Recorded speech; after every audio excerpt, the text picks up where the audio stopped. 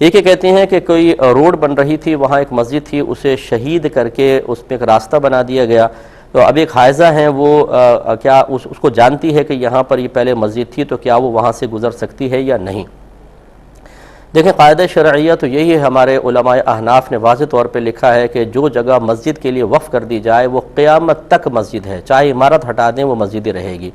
اس قاعدے کی روشنی میں تو بالکل احتیاط کرنی چاہیے کسی بہن کو کہ وہ اجتناب کریں، لیکن اگر اس میں حرج کی صورت بنتی ہے کہ مثال کے طور پہ اگر وہ اس راستے سے گزرتی ہیں تو جلدی گھر پہنچتی ہیں، اور اگر وہ گھوم کر جائیں تو پھر آدھا پونا گھنٹہ 1 گھنٹہ ان کو لگتا ہے، اور یہ تقریباً روزانہ کا معمول ہے ان کا کہ آنا جانا پڑتا ہے، تو پھر شریعت ان کو رخصت دے گی کہ وہ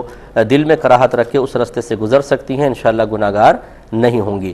اور اس میں چونکہ آپ نے کویسچن تو نہیں کیا، لیکن مسئلہ یہ ہے کہ اگر رفاع عامہ کے لیے کچھ ایسی صورتحال اختیار کی جائے کہ اس مسجد کو شہید کر کے اور پھر کوئی ایسا راستہ بنایا جائے اس کے علاوہ متبادل کوئی اور جگہ نہ ہو کہ وہ راستہ بنا سکیں، نیز وہ راستہ انتہائی ضروری ہے، جس کی وجہ سے لوگ بہت زیادہ شدید حرج میں مبتلا ہیں، بہت زیادہ معاشی مسائل ہیں، لوگوں کے مریض بہت دیر میں پہنچتے ہیں، جیسے بعض اوقات راستے بہت گھوم کے جا رہے ہوتے ہیں اور مریض ہاسپٹل تک نہیں پہنچ پاتے اور موتیں ہو جاتی ہیں۔ اس صورت میں بہرحال ہماری ذاتی رائے یہ ہے کہ اس طرح کے اقدامات ہو سکتے ہیں کہ مسجد کو شہید کر کے کسی متبادل جگہ دے دی جائے اور وہاں پر کر لیا جائے، لیکن یہ میری اپنی ذاتی رائے ہے۔ اکثر علماء اس کو منع ہی کریں گے کہ نہیں، جو مسجد ہے اس کو مسجد رہنے دیا جائے، لیکن بہرحال یہ بہت مشکل ہوتا ہے کہ جب ایک کثیر آبادی ہماری تیزی کے ساتھ بڑھ رہی ہیں، میرے تو گھر ایسی جگہ پر ہے جہاں سے روزانہ ایمبولینس گزرتی ہیں، میرے خیال میں 10 15 20 ایمبولینس تو بیچاری مریضوں کو لے کے جاتی ہیں، اور وہاں راستہ ابھی چونکہ تعمیرات ہمارے کراچی میں بہت چل رہی ہیں، میں تو مطلب یہ کہ ایسا لگتا ہے جیسے میرا قریبی کوئی عزیز ہے بیچارہ، وہ ایمبولینس کے اندر ہے اور رش میں پھنسی ہوئی ہے، کیونکہ روڈیں ٹوٹی ہوئی ہیں،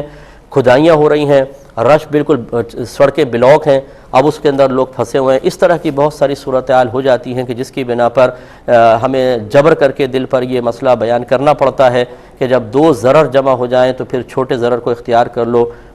بڑے ضرر کو چھوڑ دو، تو اس وجہ سے اس طرح کے مسائل ہوتے ہیں۔ تو بہرحال آپ جس مفتی صاحب کو اس قسم کا کوئی مسئلہ اگر آپ کو درپیش ہو تو جن مفتی صاحب پر اعتماد ہیں ان کی رائے آپ لے کر بالکل عمل کر سکتے ہیں۔ یہ کہتی ہیں کہ کیا مسجد کی چھت پر امام صاحب کے لیے گھر بنانا شرعاً صحیح ہے؟ دیکھیں، اگر تمامی مسجد سے پہلے نیت کر لی گئی تھی کہ امام کا گھر حجرہ بنے گا مسجد کے اوپر، تمامی مسجد کا مطلب مسجد ابھی تعمیر ہو رہی ہے، ابھی وہ وقف نہیں کی گئی، نماز کے لیے کھولی نہیں گئی، پہلے سے ہی یہ ارادہ کر لیا گیا تھا کہ امام کا حجرہ اوپر ہے، تو امام صاحب کا حجرہ بنایا جا سکتا ہے۔ لیکن اس کے باوجود بھی اگر تمامی مسجد سے پہلے نیت کر لی تھی تب بھی یہ چیز مطلب کراہت سے خالی نہیں ہے، کہ مطلب مکروہ تنزیہ تو ہے، کیونکہ آدمی اوپر روم میں ہوتا ہے کبھی کسی حالت میں کسی بھی، اور مسجد کا مسئلہ یہ ہوتا ہے کہ یہ 7 زمینوں کے نیچے تک بھی مسجد ہے اور 7 آسمانوں تک جو اس کی فضا ہے وہ بھی مسجد ہے،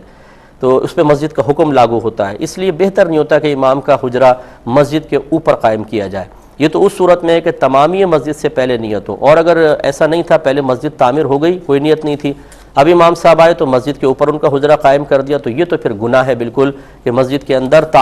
رہائش رکھنا منع ہے، چاہے جائے کہ مسجد کے اوپر ایک تعمیر قائم کر دی جائے، اس میں پھر گھر والے بھی ہوتے ہیں، بچے بھی ہوتے ہیں، اور دیگر بہت سارے معاملات ہوتے ہیں، اور یہ مسجد کی چھت پر شرعاً جائز نہیں ہوگا۔